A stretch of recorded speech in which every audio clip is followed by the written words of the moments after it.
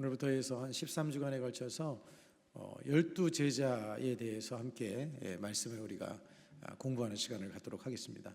먼저 오늘은 이제 서론적인 측면에서 예수님의 부르심, 제자의 길로 초대받는 사람들이라는 그런 이제 말씀으로 제자도에 대해서 좀 생각을 좀 해보고자 합니다.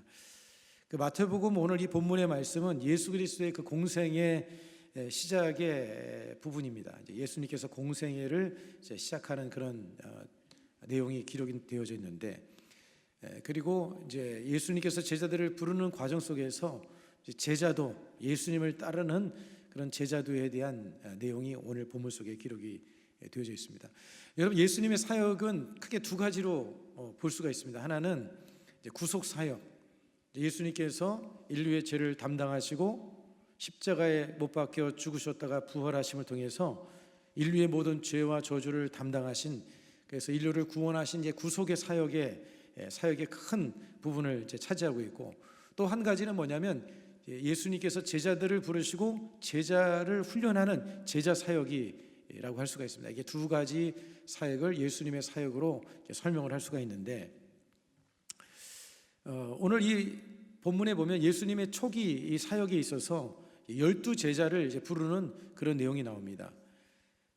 누가복음에 보면 예수님께서 이 제자들을 부르시고 사도라고 이렇게 부르셨는데, 그런데 이 사도들을 세우실 때 예수님께서 밤이 맞도록 기도를 하셨다는 거예요.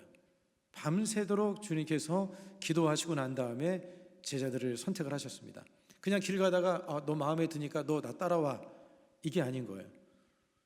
얼굴 잘생기고 예쁘고 그래서 예수님이 선택한 것이 아니라 예수님이 밤이 맞도록 제자를 선택하기 전에 주님 앞에 간절히 기도하고 난 다음에, 그리고 나서 그 사도들을 택하신 것을 볼 수가 있는데, 그만큼 여러분, 제자를 세운다는 것은 너무나도 중요한 일이기 때문에 주님께서 기도를 하시고 제자들을 선택하셨다는 것이죠. 여러분, 이 제자의 삶은 우리가 선택한 것이 아니라 예수님께서 선택하시는 예수님의 주권적인 선택으로 이루어진 거예요.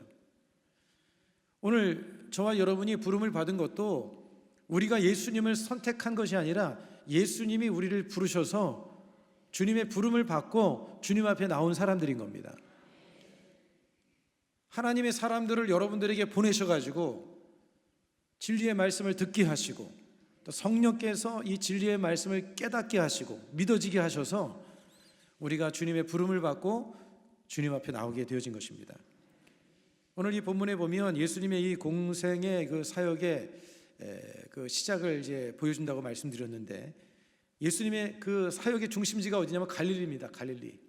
지도를 하나 보여주시면 갈릴리 호수를 끼고 이제 갈릴리 지역에서 예수님께서 사역을 하셨는데, 침례 요한이 잡히신 다음에 예수님께서는 저 아래쪽에 있는 나사렛에서 주님께서는 이제 사셨습니다. 그러다가 이제 예수님께서는 유대인들의 전통 중심지인 예루살렘이 아니라 저쪽에 위에 있는 갈릴리의 그 호수의 위쪽에 있는 이 가버나움 지역에서 예수님께서 그것을 중심으로 해서 이제 사역을 감당해 나가시는데, 이 가버나움 땅은요 이방인 지역으로 취급되는 그런 지역이었습니다. 그러니까 이렇게 주님께서 하신 이유는 그 이사야서의 예언을 성취하신 내용이라고 할 수가 있죠. 예수님께서 이제 하나님 나라의 계승자, 하나님 나라의 그 계승자를 주님께서 이제 세우시는 장면이 나오는데, 주님께서 세우신 사람들 보면 종교 지도자, 그 당시에 율법에 능통한 사람도 있고 율법학자도 있고 아주 뛰어난 엘리트, 유력한 사람, 돈이 많고 권세가 있고 이런 사람들을 선택한 것이 아니에요. 주님께서 선택하신 사람들은 어떤 사람이냐면 아주 평범하고 투박한, 여러분 어부들은요 투박하기 이를 데 없는 사람들입니다. 소위 말하면, 저 표현을 이렇게 해서 죄송하지만 좀 무식하다고 할 수가 있어요. 아주 투박하기 이를 데 없는, 그냥 자신의 생업에 매여서 살고 있는 어부들을 주님께서 부르셨다는 거예요. 그 어부들을 향해서 주님께서 뭐라고 말씀하셨냐면 나를 따라오라, 그렇게 주님께서 말씀하시죠. 여러분, 이것은 앞서 설명했던 것처럼 제자들이 예수님을 선택한 것이 아니라 하나님의 주권적인 선택으로 인해서 그들이 주님을 따르게 되어졌다 하는 사실이죠. 여러분, 제자는 어떤 사람이냐면 예수님을 따르는 사람 이전에 예수님께 부름받은 사람인 것입니다. 우리는 예수님을 따르는 사람이 돼야 되고, 또 여러분들은 예수님께 부름받았다는 이런 믿음의 확신을 가지고 삶을 살아가기를 축복을 드리겠습니다. 그래서 요한복음 15장 15절의 말씀은 이 부분에 대해서 이렇게 설명을 하는데요, 우리 함께 같이 한번 읽겠습니다. 너희가 나를 택한 것이 아니요 내가 너희를 택하여 세웠나니 이는 너희로 가서 열매를 맺게 하고 또 너희 열매가 항상 있게 하여 내 이름으로 아버지께 무엇을 구하든지 다 받게 하려 함이라. 너희가 나를 택한 것이 아니요 내가 너희를 택하여 세웠나니. 예수님께서 말씀하시는 거예요. 예수님께서 너희를 택하여 세웠다. 저와 여러분도 주님 앞에 부름받은 그런 사람들인데, 어부들처럼 우리도 뭐 자격이 있어서, 잘나서, 능력이 있어서, 지식이 많아서 택함 받은 게 아닙니다. 할렐루야. 하나님의 헤세드, 변함없는 사랑과 은혜. 히브리어로 하나님의 사랑을 헤세드라고 합니다. 히브리어 공부 잠깐 하겠습니다. 헤세드, 다 알고 계시죠? 이 정도는. 네, 헤세드, 변함없는 하나님의 사랑과 은혜. 그러니까 변함없는 하나님의 사랑과 은혜로 우리가 부름을 받은 거예요. 여러분이 그러니까 자랑할 게 있어요, 없어요? 잘난 척 할 거 있어요, 없어요? 진짜로요? 네, 자랑할 것도 없고 내세울 것도 없는 거예요. 전적인 하나님의 은혜로 택함을 받았으니 뭐 잘났다고 뭐 이렇게 성질을 부릴 이유가 뭐가 있겠습니까? 우리 수목읍 열린교회 성도들은 성질 부리는 사람 없는데, 가끔 보면 어디 교회 가니까 막 성질을 부리고 막 그냥 자기 입맛에 안 들면 막 그냥 짜증내고 막 그런 분들도 있어요. 여러분, 그저 은혜입니다. 그저 감사. 할렐루야. 감사밖에 없는 거예요. 감사밖에 없는 거예요. 앞으로 감사 안 하시는 분들이 있으면 진짜 감을 사드리든지. 감은 감사, 항상 감사, 절대 감사, 항상 감사. 하나님이, 여러분 지금 이 세상에 죽어가는 사람이 지금 이 시간에, 여러분 이 순간에 우리가 말씀을 나누는 순간에도 예수 믿지 않고 죽는 사람들이 있어요, 없어요? 있어요. 저 그 동남아 같은데 캄보디아의 뭐 불교 나라들, 이런 나라들 가면요, 지금 이 순간에도 예수님이라는 복음도 듣지도 못하고 죽는 사람들도 있어요. 그런데 이렇게 어떻게 된 은혜인지, 우리가 이렇게 하나님의 은혜 속에, 은혜 안에, 이 복음 안에 들어와 있고 은혜 안에 들어와 있다는 게 얼마나 이게 큰 은혜입니까? 자다가도 깜짝 놀래가지고 감사해야 돼요. 자다가도 깜짝 놀래서 감사해야 돼. 진짜 은혜예요, 은혜. 그런 줄 아시고 사셔요. 할렐루야. 항상 여러분들이 이 은혜를 기억하고 감사하고 살기를 축복합니다. 첫 번째 우리가 생각할 것은 제자를 부르신 목적이 뭐냐? 그럼 예수님께서 왜 제자를 부르셨는가? 세 가지 이유가 있습니다. 뭐 여러 가지 이유가 있겠지만 그 중에 가장 중요한 핵심적인 이유가 뭐냐면, 자기와 함께 하시기 위해서. 예수님께서 제자를 택하시고, 야 이놈 내가 어떻게 부려먹을까? 예수님께서 그런 생각을 하신 게 아니라, 제일 중요한 것은 예수님과 사랑의 관계, 함께 하시기 위해서 예수님께서 부르셨다는 거예요. 마가복음 3장 14절 같이 한번 읽겠습니다. 시작. 이에 12를 세우셨으니 이는 자기와 함께 있게 하시고 또 보내사 전도도 하시며. 함께 있게, 사랑의 관계 함께 하시기 위해서, 예수님이 함께 동행하기 위해서, 함께 다니면서 여행도 다니고 함께 하면서 훈련하시기 위해서 주님께서 제자들을 불러주셨다는 거예요. 교제하고. 그래서 여러분, 제자는 주님과 함께하는 사람이고, 주님이 가는 곳이라면 어디든지 따라가는 사람이 되어져야 하는 것입니다. 여러분, 예수님께서 제자를 훈련하실 때 학교에서 가르치듯이 뭐 교실에서 가르친 것이 아니에요. 주님께서 그 제자들과 걸어 다니시고, 때로는 설교하실 때, 강론하실 때 그 강론을 통해서 가르치기도 하시고, 때로는 식탁에서 같이 음식을 먹으면서 예수님께서 그들을 가르치기도 하셨습니다. 때로는 대화하시면서 가르치시고, 때로는 막 쟁론하는 가운데서도 주님께서 가르치시고, 예수님께서는 때와 장소를 가리지 않고 가르쳐 주셨어요. 그리고 예수님이 가르치시는 어떤 형식을 보면 어떤 뭐 한 가지의 방법이 아니라 다양한 방법을 통해서 주님께서 가르치시는 것을 볼 수가 있습니다. 자연스럽게 뭐 식사하면서, 대화하면서, 변론하면서 여러 가지 형태를 통해서 주님께서 가르치시는 것을 우리가 여러 이 성경 구절을 통해서 확인할 수가 있는데, 모든 시간이 다 교육 시간이었고요. 여러분, 모든 환경이 다 교육 환경이었던 거예요. 그러니까 여러분들이 이 예배 자리가 훈련의 자리고, 여러분들이 구역에 가서 활동하는 자리가 바로 훈련의 자리고, 여러분이 전도하는 자리가 훈련의 자리고, 다 그게 바로 훈련의 자리인 거예요. 삶을 통해서 지속적으로 주님께서는 그 제자들과 함께 동행하고 함께 하면서 그들을 훈련하신 것을 우리는 볼 수가 있는 것이죠. 그렇기 때문에 여러분들께서 꼭 공예배만 참석하는 것은 신앙이 여러분 사실 잘하지가 않아요. 머리만 커져요. 머리만 이만하게 커져가지고 귀만 이렇게 커지고 입만 커지고. 공예배만 참석하는 사람들은요, 귀만 커지고 입만 커져요. 아는 게 많으니까 할 말도 많고, 들은 거는 많아서 귀가 커가지고 그냥 말씀도 골라먹고, 베스킨라빈스도 아닌데. 그래서 천국에 가면, 한쪽에 가면 귀가 이만큼 쌓여있고 한쪽에 가면 입만 이렇게 쌓여있대잖아요. 말은 잘하고 듣기는 잘해가지고 귀하고 입만 쌓여있다고 하는데, 여러분 주님 안에서 훈련돼야 됩니다. 할렐루야. 여러분들이 이제까지 훈련을 받았지만, 아유 목사님 이제까지 훈련을 받았는데 무슨 또 훈련입니까? 죽을 때까지 훈련을 받아야 돼요. 우리는 이 세상에 사는 동안 끝까지 우리가 여러분 경계하고 우리가 늘 깨어있지 않으면 안 되는 거예요. 할렐루야. 자, 그 다음에 예수님께서 제자들을 보내신 또 한 가지의 목적이 뭐냐면, 보내사 전도하게 하시기 위해서. 뭐 하시기 위해서? 전도하게 하시기 위해서. 마가복음 3장 14절 우리 다 같이 다시 한번 읽겠습니다. 시작. 이에 12를 세우셨으니 이는 자기와 함께 있게 하시고 또 보내사 전도도 하시며. 그러니까 예수님께서는 가르치는 걸로만 끝나는 것이 아니에요. 가르치는 걸로 끝난 것이 아니라, 이론만 교육하는 것이 아니라 그들에게 뭘 하시려고 하시냐면 그들에게 전도하게 하시기 위해서 부르셨다는 거예요. 예수님께서 제자 양육하신 거 보면 무리들, 이렇게 지금 우리가 공예배가 어떻게 보면 무리라고 할 수가 있죠. 무리들에게 예수님께서 가르치기도 하시고, 때로 그 사람들, 제자들을 따로 불러가지고 그들에게 교육을 시키기도 하셨어요.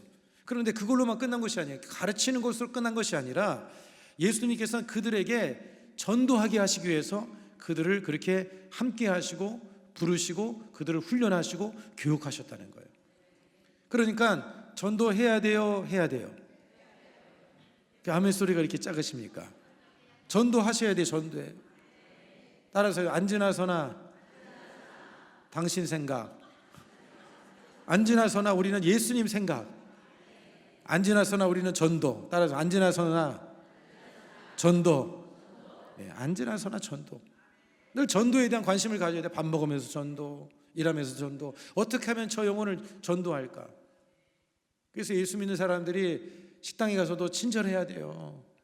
아, 권사님 막 집사님, 장로님 해놓고 막 거기서 막 그냥 반찬 투정하고 막 그냥 왜 반찬이 이래요 하면서 이렇게 하고 막 성질 부리고 그러면 돼요, 안 돼요? 안 되는 거예요. 항상 전도에 대한 생각을 가지고 살아야 되는 거예요. 여러분, 우리 한국교회가 왜 문제냐? 전도 안 하기 때문에 문제인 거예요. 갑자기 이렇게 숙연해지시네. 전도해야 돼, 전도해야 됩니다. 지금 여기 계신 분 중에 한 2명 정도는 전도는 나와 상관이 없다 생각하는 분이 계셔요. 지금 한 2명 정도는 계시는 것 같아. 생각을 바꾸시기 바랍니다. 꺼져 있는 스위치를 올리시기를 바랍니다. 한번 따라서 하겠습니다. 할 수 있다. 하면 된다. 해보자. 네, 여러분 예전에 전도하신 김기동 집사인가요? 나가면 있고 안 나가면 있고, 안 나가면 없고, 나가면 있고 안 나가면 없고, 하면 되게 돼 있어요. 여러분, 예수님의 마지막 유언이 뭐예요? 유언. 이제 우리도 언젠가 유언을 해야 될 때가 있지 않겠습니까? 마지막 유언은 정말 하고 싶은 말이 아닙니까? 정말 하고 싶은 말이잖아요. 예수님께서 제자들에게 유언처럼 하신 말씀이 뭡니까? 마태복음 28장 18절로 20절의 말씀을 같이 한번 읽겠습니다. 예수께서 나와 말씀하여 이르시되 하늘과 땅의 모든 권세를 내게 주셨으니 그러므로 너희는 가서 모든 민족을 제자로 삼아 아버지와 아들과 성령의 이름으로 침례를 베풀고 내가 너희에게 분부한 모든 것을 가르쳐 지키게 하라. 볼지어다 내가 세상 끝날까지 너희와 항상 함께 있으리라 하시니라. 예수님께서는요, 하늘과 땅과 권세를 너희에게 주셨으니 너희에게 분부한 모든 것을 가르쳐 지키게 하라. 가르쳐 지키게 하라. 가르치고 지키게 하는 게 뭐예요? 전도해서 그 사람들을 훈련해야 된다. 전도해야 된다. 주님께서 말씀해 주고 있는 거예요. 세 사람씩 다 품으셨죠? 품으신 분들만 손 들지 마시기 바랍니다. 세 사람 품고 최소 한 사람 데려오기. 따라서 하겠습니다. 세 사람의 영혼을 품고 최소 한 사람을 데려오자. 여러분, 평생에 그런 마음을 가지고 살기를 바랍니다. 그래서 한 해가 가기 전에 그래도 최소 한 사람, 뭐 세 사람 데려오면 더 좋겠지만 한 사람 품으면 그 사람 밖에 데려올 사람이 없잖아요. 그러니까 한 세 사람 정도, 많이 품으면 10사람도 좋습니다. 그러면 여러분들이 품고, 영혼들을 품고 그 영혼을 관리를 하세요. 그래서 때가 되면 여러분들이 맛있는 것도 갖다 주고, 음료도 갖다 주고, 떡도 갖다 주고, 떡 교회에서 우리 성령 대망에 떡 주잖아요. 그죠? 혼자만 먹을 생각 하지 마시고. 저도 가끔씩 떡을 주면 제가 경비 집사님의, 우리 경비 집사가 아니구나, 경비하는 사람한테도 갖다 주고 막 그렇게 해요. 왜냐하면 이렇게 주무를 해서 그분들이 마음에 이제 이렇게 열려지거든요. 그래서 한마디 이렇게 딱 해주면 언젠가 이 사람이 또 힘들고 어려울 때 저 교회로 나오게 되어지는 것이죠. 할렐루야. 여러분, 예수님께서는 이 제자들을 보내실 때 거의 함께 하셨어요. 전도하실 때 함께 하셨고, 때로는 예수님께서 그들을 따로 보내기도 하셨습니다. 70의 제자를 보내서 전도하게 하시기도 한 것을 볼 수가 있어요. 그렇게 보내고 난 다음에 예수님께서 어떻게 하셨느냐, 제자들이 와서 경과를 보고했습니다. 우리가 이렇게 했습니다. 경과 보고를 받고 잘한 사람들에게는 또 칭찬도 해주시고, 그리고 어떻게 하셨냐면 미흡하거나 잘못된 게 있으면 또 예수님께서 책망하시고 권면해줘서 그들로 하여금 더 잘할 수 있도록 주님께서 깨우쳐주는 것들을 우리가 성경을 통해서 볼 수가 있죠. 여러분, 우리는 주님 안에서 훈련된 제자가 되어야 됩니다. 여러분, 복음의 군사가 되어야 됩니다. 할렐루야. 자, 그 다음에 또 한 가지, 여러분, 제자를 부르신 세 번째 이유는 뭐냐면 귀신을 내어 쫓는 권세가 있게 하시기 위해서 제자를 불러주신 거예요. 제자로 부르신 거는 그 사람에게 권세를 주시기 위해서, 귀신을 쫓아내는 권세를 주시기 위해서. 마가복음 3장 15절 우리 같이 한번 읽겠습니다. 시작. 귀신을 내쫓는 권능도 가지게 하려 하심이로라. 여러분들에게는 귀신을 쫓는 권세가 이미 있습니다. 할렐루야. 귀신에 눌려 살지 마세요. 마음에 눌리고 막 그냥 우울해지고 막 그냥 힘들고 그러면 거기에 눌려 있지 말고 고개를 확 흔들고 예수님의 이름으로 원수 귀신아 떠나갈지어다.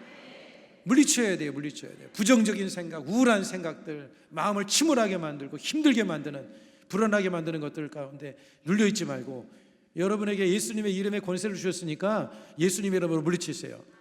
내가 너희에게 뱀과 전과를 밟으며 원수의 모든 능력을 제어할 권능을 주었으니 너희를 해칠 자가 결코 없으리라.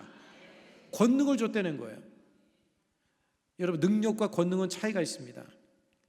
마귀가 능력은 있지만 권능은 없어요. 여러분, 하나님의 권능이 여러분에게 주어져 있으니까 예수님의 이름, 보혈의 권능, 여러분 그 성령의 능력을 가지고 여러분들이 물리치시고, 병든 자가 있으면 여러분 붙잡고 기도해서 쫓아내시고, 또 여러분의 몸에 질병이 있고 어려움이 있으면 그 질병을 향해서 외치세요. 예수님이 채찍에 맞음으로 나는 나음을 입었다. 예수님께서 채찍에 맞으심으로 나음을 입었어요. 합법이에요. 예수님이 십자가에서 이미 채찍에 다 맞으셨어요. 그러니까 여러분의 몸의 불법이, 질병이 여러분을 붙잡고 있는 것은 합법이에요, 불법이에요? 입이 있으면 좀 말씀 좀 빨리 좀 하십시오. 불법이죠. 당연히 불법이죠. 불법이 내 몸을 점거하고 있으면 안 되잖아요. 원수 귀신아, 내 몸을, 내 육체에 괴롭히는 이 더러운 귀신아 떠나갈지어다. 명령해야 되는 거예요. 여러분의 가정에 문제가 있으면 기도하세요. 자녀의 삶에 묻고 있는 이 중독은 떠나갈지어다. 담배 끊지 못하고 있는, 술 못 끊고 있는 자녀를 위해서 기도하세요. 애하고 싸우지 말고, 담배 피지 말라고 말한다고 해서 바뀌는 게 아니에요. 그러면 싸움만 나. 어떻게 되느냐, 기도 자리에 와서 철야 금요 예배 나와서, 특히 금요 예배 나와서, 할렐루야. 특히 언제 나오라고요? 옆 사람에게 가르쳐주세요. 특히 금요 예배 나와서 기도해야 된다. 특히 금요 예배 나와서 기도하세요. 이러면 밤에 귀신이 활동을 더 많이 합니다. 금요일 밤은요, 세상 사람들은 불금이라고 하죠. 불금.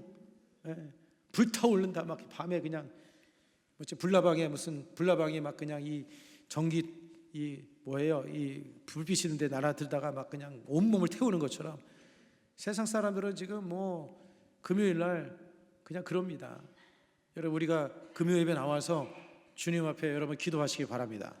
그 다음에 여러분 자녀를 묻고 있는 불신의 세력이 떠나가고요, 남편의 역사가 악한 영들이 떠나가고, 말 안 듣는 사람이 있어 기도하세요. 싸우지 말고, 예수님 저 사람의 마음을 부드럽게 해주세요. 저 사람의 마음을 바꿔주세요. 여러분 기도하면 된다니까요. 할렐루야. 여러분, 주님의 그 권세와 능력을 여러분들이 받았으니 그 권세를 가지고 물리치고 승리하는 그런 삶이 되기를 축복합니다. 여러분, 예수님께서는 말만 교육하지 않으셨어요. 말로만 교육한 것이 아니라 율법을 해석만 하지 않으셨어요. 그냥 요즘에 말씀을 쪼갠다 그러지 않습니까? 말씀 쪼개는 것, 여러분 그렇게 그냥 말씀만 잘 가르치신 것이 아니에요. 옳고 그름만 가르치신 것이 아니라 예수님께서는 사두개인이나 그 바리새인들과는 가르침이 달랐어요. 예수님께서는 힘이 있고 권세가 있었습니다. 청중들의 마음속에 깊은 인상을 줄 수 있는 그런 능력이 있었어요.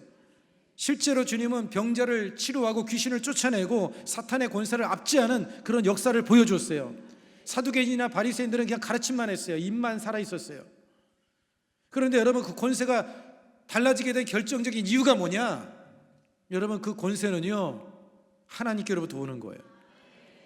잘 가르친다고 권세가 주어지는 게 아니라는 거예요. 권세는 어디서 오느냐? 하나님 앞에 기도할 때, 경건 훈련을 통해서 기도할 때 권세가 임하게 되는 거예요. 여러분이 기도할 때 역사가 나타나는 거예요. 어떤 사람은 기도하면 귀신이 쫓겨나가고 역사가 일어나는데, 어떤 사람은 왜 안 일어나느냐? 말씀은 그냥 엄청나게 잘 가르쳐요. 그렇지만 권세가 안 나타나는 이유가 뭐냐? 그것은 기도하지 않기 때문에 그런 거예요. 능력은 하나님께 있습니다. 여러분이 기도하고 경건의 훈련, 말씀을 보면서 그런 훈련을 잘 쌓아나가면 여러분이 예수님의 이름으로 기도할 때 역사가 나타나게 되어지는 거예요. 기도하지 않으면 알아도 여러분 그 권세가 제대로 발휘를 할 수가 없는 것이죠. 그렇기 때문에 여러분, 예수님께서는 이 제자들을 부르시고 난 다음에 그렇게 훈련을 하셨어요. 훈련하시고 경건 훈련을 통해서 함께 기도하시고, 그렇게 훈련을 통해서 이제는 귀신을 쫓아낼 수 있는 이미 권세를 주셨는데, 그 권세가 능력 있게 나타나도록 하기 위해서 기도 훈련을 시킨 것입니다.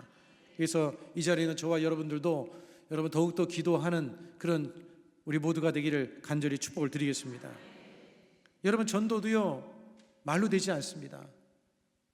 예전에 우리 조용규 목사님이 항상 하시던 얘기가 북치고 막 장구 치면서 이렇게 전도를 하셨다고 하는데, 설교를 하시면 이제 많은 사람 앞에서 설교를 하면 목사님은 그냥 설교를 아주 논리정연하게 기승전결해서 아주 논리정연하게 설교를 하신대요. 그럼 사람들이 그냥 잘 듣지도 않고 왔다 갔다 막 하면서 그냥 제대로 듣지를 않는데, 최자실 목사님이 설교를 하면 그렇게 사람들이 막 그냥 몰려들고 막 듣는다는 거예요. 그래서 목사님이 하시는 얘기가, 아니 저 전도사는 논리도 맞지도 않고 정말 말 같지도 않은데 왜 사람들이 듣는지 이해가 되지 않는다, 그런 얘기를 하셨어요. 왜냐하면 그 당시에 이제 신학생 때니까 이제 최자철 목사님은 더 기도를 더 많이 하셨죠. 그러니까 기도를 많이 하니까 성령께서 역사해 주시는 거예요. 여러분, 기도가 얼마나 중요한지 모릅니다. 전도의 열매가 맺어지려면 기도해야 되는 거예요.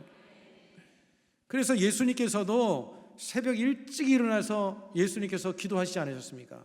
새벽에 일찍 일어나서 기도하시고, 그리고 제자들이 기도가 부족할 때는 제자들을 책망도 하셨어요. 예수님께서 변화산상에 올라갔을 때 그 아래에 있던 제자들이 그 귀신 들린 아이를 데려온 그 아버지에게 그 아들을 치료하지 못하고 쩔쩔매고 있으니까 예수님께서 책망을 하지 않습니까? 기도 외에는 다른 것으로는 이런 종류가 나갈 수 없느니라. 믿음이 없음을 책망하셨다고 그랬어요. 믿음이 없음을 책망하셨다는데, 그 다른 구절에 보면 기도 외에는, 믿음을 기도로 연결시켜 준 거예요. 여러분, 기도해야지만이 믿음이 더 상승이 되고, 기도해야 성령으로 충만하게 되고, 기도해야 담대함을 얻게 되어지고, 기도해야지만이 권세와 능력이 나타나게 되는 거예요. 근데 기도하지 않는 제자들을 예수님께서 책망하신 거예요. 여러분, 기도의 삶이 되기를 바랍니다. 더 깨어 기도하기를 바랍니다. 우리 순복음 열린교회가 부흥되기를 원하시죠? 구역이 부흥되기를 원하시죠? 여러분, 기도하면 있고 기도하지 않으면 없는 거예요. 기도하면 하나님이 역사해 주십니다. 그리고 예수님께서 그 제자들에게 또 깨어서 기도하라고 말씀하신 구절도 있지 않습니까? 깨어 기도해야 된다. 깨어 기도해야 된다.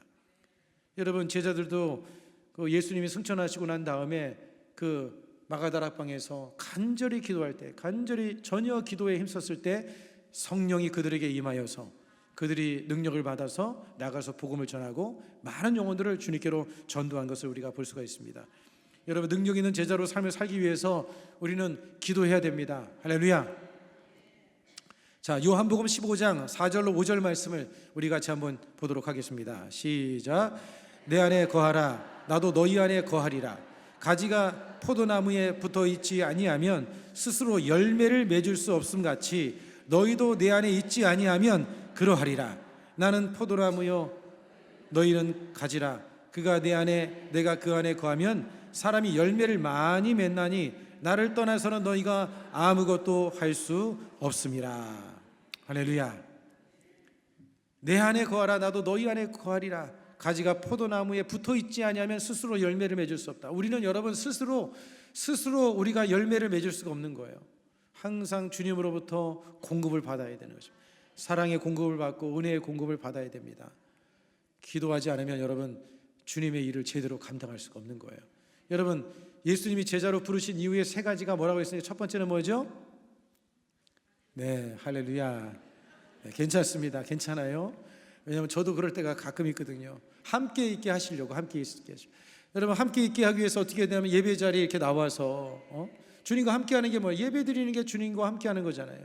말씀을 보고 기도하는 게 주님과 함께 하는 거잖아요. 주님과 함께 사랑의 교제, 친밀한 교제, 이런 교제를 이루어야 되고, 그게 예수님께서 제자를 부르시면 첫 번째 목적이고, 두 번째는 뭐예요? 할렐루야. 예, 전도하게 하기 위해서. 여러분들이 이게 전도를 하셔야 되는 거죠. 그 다음에 세 번째는 뭐예요? 귀신을 쫓아내는 권세도 가지게 하기 위해서. 이미 여러분들은 주님으로 인해서 이미 귀신을 쫓아내는 권세가 여러분들 안에 있는 줄로 믿으실 주 이름으로 축복합니다. 할렐루야. 자, 그 다음에 이제 크게 두 번째 제자도의 세 가지 본질 요소를 살펴보도록 하겠습니다. 제자도의 본질 세 가지 요소가 있는데, 그 첫 번째는 뭐냐면 제자는 나를 따르라는 부르심을 듣고 순종하는 사람이라는 거예요. 나를 따르라 말씀할 때 즉각적으로 순종하는 사람. 여러분, 오늘 본문에 보면 베드로와 안드레는 예수님이 나를 따르라 하니까 어떻게 했어요? 곧바로 예수님을 따랐어요.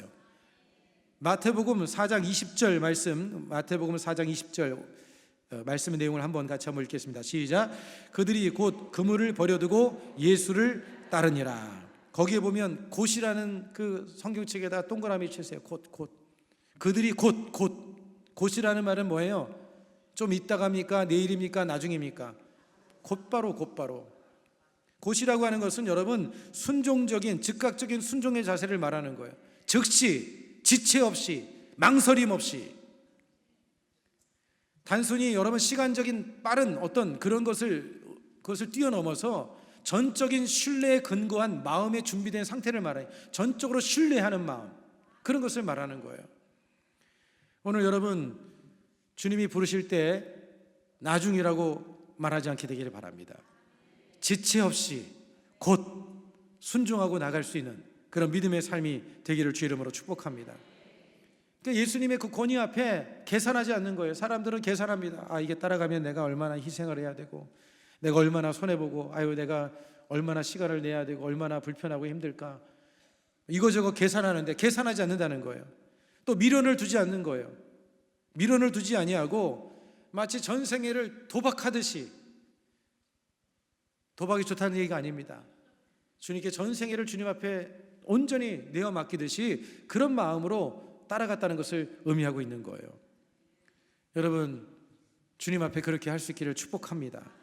간혹 보면 어떤 분들은 이것 좀 해주시면 어떻겠습니까? 그렇게 말을 하면 나중에 한번 생각해 보겠습니다.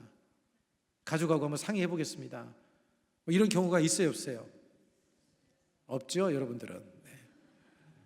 주님의 부르심 앞에 어련히 생각해서 저분이면 충분히 하겠구나, 그래서 부르는 거거든요.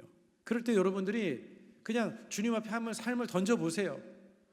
주님 앞에 삶을 던져보면 그러면 주님이 여러분의 사정을 아시겠어요? 모르시겠어요? 다 알고 계시죠. 여러분의 어떤 마음인지 어떤 상황인지 주님은 다 알고 계셔요. 그런데 그럼에도 불구하고 여러분들이 주님 앞에 순종하고 나가면 누가 책임져 주는 거예요? 주님이 책임져 주시는 거예요. 여러분, 아브라함을 보십시오. 아브라함을 부르셨을 때 아브라함이 지체 없이 나가는 것을 볼 수가 있지 않습니까?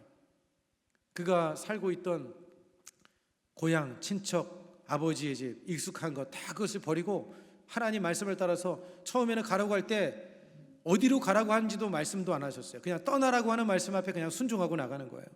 여러분, 그 당시는요, 부족사회입니다. 부족사회. 부족사회는 뭐 국가가 있는 사회가 아니에요. 한 부족사회이기 때문에 우리가 여러분 다큐멘터리라든지 어느 영화에 보면 한 부족이 한 부족을 쳐들어와서 죽이고 불태우고 그냥 뺏어가면 끝나는 거예요. 부족사회에서는 부족끼리 뭉쳐 있어야 살 수가 있는 게 안전한 거예요. 그런데 그 부족사회에서 자기 부족을 떠난다는 것은 생명을 거는 거예요. 여러분, 요즘에 캄보디아 가서 젊은 사람들이 죽는 일이 발생하고 있지 않습니까? 그 오지에 떨어져서 정말 의지할 곳 없는 가운데 한 번도 가지 않는 낯선 길을 걸어가야 되는데 그게 쉬운 일이겠습니까? 대답이 없으셔요? 쉬운 일이 아니죠. 근데 아브라함은 어떻게 했습니까? 주님의 말씀 앞에 순종하여 믿음으로 나가지 않았습니까? 여러분, 창세기 12장 1절에 말씀해 보시면 야훼께서 아브라함에게 이르시되 너는 너의 고향과 친척과 아버지의 집을 떠나 내가 내게 보여줄 땅으로 가라, 그렇게 말씀합니다. 그러니까 자신의 미래가 보장되지 않는 미지의 땅을 향해서 곧바로 순종해서 나가지 않습니까? 창세기 12장 4절 같이 한번 읽겠습니다. 시작. 이에 아브라함이 야훼의 말씀을 따라갔고 롯도 그와 함께 갔으며 아브라함이 하란을 떠날 때에 75세였더라. 할렐루야. 75세의 나이에 이제 일어나기도 힘들고 이제 조금씩 허리도 아프기 시작하고 관절도 아프기 시작하고 지혜도 좀 떨어지기 시작하고 여러 가지 상황들이 어려움이 있었지만 그러나 아브라함은 곧 즉시로 믿음으로 순종하고 나간 것이에요. 그럴 때 하나님께서 이제서야 네가 나를 경외하는 줄을 알았다. 주님께서 그의 신앙을 인정해 주시고 그를 믿음의 조상으로 삼아준 것을 우리가 볼 수가 있지 않습니까? 여러분, 부르심의 반응이 뭐냐? 버려둠이라는 희생이 있어야 된다는 거예요. 부르심 앞에 버려둠이라는 희생이 있어야지만이 주님을 제대로 따라갈 수가 있게 되는 것입니다. 익숙함을 버려야 되는 거예요. 안정된 것을 때로는 버려야 되는 것입니다. 하나님의 뜻을 따르는 데 있어서는 이와 같은 믿음의 결단이 필요하다는 것을 잊지 마시기를 바랍니다. 여러분, 누누이 말씀드리지만 믿음은 순종이라는 행동을 통해서 증명이 된다고 말씀드렸죠. 믿음은 순종이라는 행동을 통해서 증명이 되는 거예요. 여러분, 이 제자로 부름받은 이 어부들이 생계수단 그것을 전부 버리고 따라가지 않습니까? 여러분, 그물을 버린다는 것은 어떤 의미를 가지고 있냐면 그물을 버린다, 이것은 과거의 삶의 방식을 버린다는 거예요. 과거의 삶의 방식. 그 다음에 자신의 자아도 내려놓고 세상적인 가치를 포기한다는 거예요. 세상적인 가치를 포기한다. 여러분, 우리는 영원한 가치를 향해서 달려나가야 될 줄로 믿습니다. 이 세상 가치를 위해서 사는 것이 아니라 영원한 가치를 위해서 살아가는 그런 삶이 되어져야 돼요. 야고보와 요한은 심지어 배와 아버지를 버려두고 쫓아갔다고 했습니다. 배도 버리고 아버지도 버렸다. 마태복음 4장 21절로 22절 말씀 같이 한번 읽어보겠습니다. 시작. 거기서 더 가시다가 다른 두 형제 곧 세베대의 아들 야고보와 그의 형제 요한이 그의 아버지 세베대와 함께 배에서 금을 깁는 것을 보시고 부르시니 그들이 곧 배와 아버지를 버려두고 예수를 따르니라. 아버지와 배를 버리고 따라갔다. 이것은 냉정한 불효를 말하는 것이 아니라 예수님을 따르는 일이 가족보다 생업보다 세상적인 가치보다 우선해야 된다. 우선순위를 말하는 거예요. 우선순위. 여러분, 하나님이 우선됩니까? 아멘을 크게 하시기 바랍니다. 하나님이 우선되기를 바랍니다. 가족보다 생업보다 세상적인 가치보다 하나님을 더 우선시하는, 그렇다고 해서 여러분 가족을 돌보지 말아야 된다, 그것을 말하는 것이 아니에요. 하나님을 더, 하나님의 주님을 따르는 일에 그것에 더 우선을 두고 삶을 살아가는 그런 삶이 돼야 된다, 그것을 말해주는 것입니다. 여러분, 버려둠의 본질을 보여주는 것이 뭐예요? 십자가 복음이 우리에게 그 본질을 가르쳐 주잖아요. 여러분, 예수님께서 우리에게 보여주셨잖아요.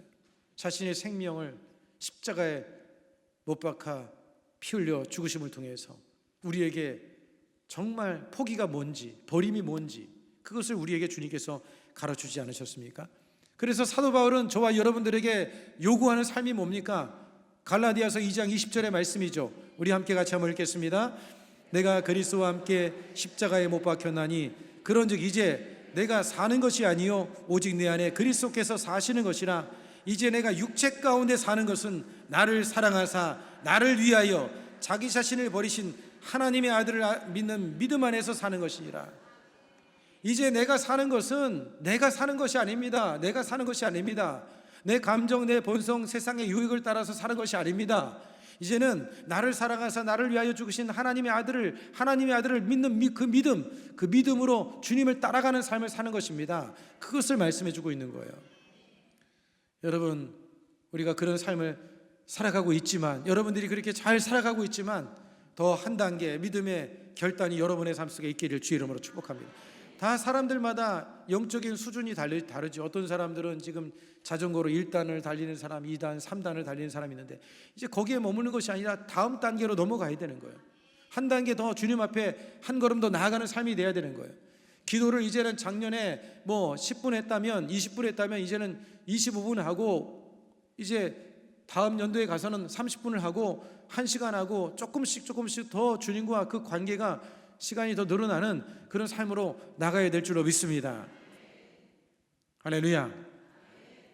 여러분, 20세기 복음주의 학생운동의 상징으로 뽑히고 있는 짐 엘리엇, 여러분 짐 엘리엇 아시죠? 한번 들어보셨을 겁니다.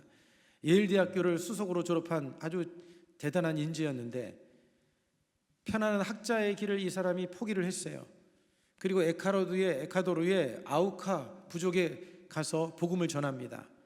근데 그의 일기 가운데 썼던 내용, 참 늘 읽을 때마다 가슴이 뜨거워지는 그런 글인데 그가 일기 가운데 이런 이야기를 담았습니다. 우리 함께 같이 한번 읽어보겠습니다. 영원한 것을 얻기 위하여 영원하지 않은 것을 버리는 사람은 결코 바보가 아니다. 너무 멋진 말이 아닙니까? 영원한 것을 얻기 위하여 영원하지 않는 것을 버리는 것은 결코 바보가 아니다. 세상 사람들은 바보라고 생각하지요. 교회 가서 예배하고 무슨 전도하고 이런 것들을 바라볼 때 좀 바보라고 생각합니다. 그 시간이 있으면 더 공부하지, 그 시간이 있으면 더 돈 벌지, 그 시간이 있으면 다른 거라도 하지, 뭐하러 이 시간에 수요 예배에 와서 예배를 드리고 철야에 가서 철야를 드리고 구역 예배 드리고 그렇게 하나, 그렇게 생각을 합니다. 그러나 여러분, 이것이 우리는 영적인 눈이 우리가 열려져 있기 때문에 이게 얼마나 가치가 있는 일이라는 우리는 알고 있기 때문에 영원한 것을 위해서 영원하지 않는 것을 우리는 포기하고 있는 거예요. 여러분, 이런 삶이 더욱 되어지기를 주님의 이름으로 축복을 드리겠습니다. 여러분, 제자는요 주님의 부르심 앞에 지체 없이 순종하는 사람입니다.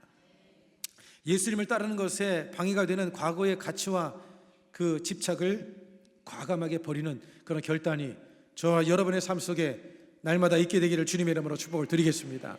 할렐루야. 오늘 여러분들에게 이 말씀이 부담스러운 말씀일 수도 있습니다.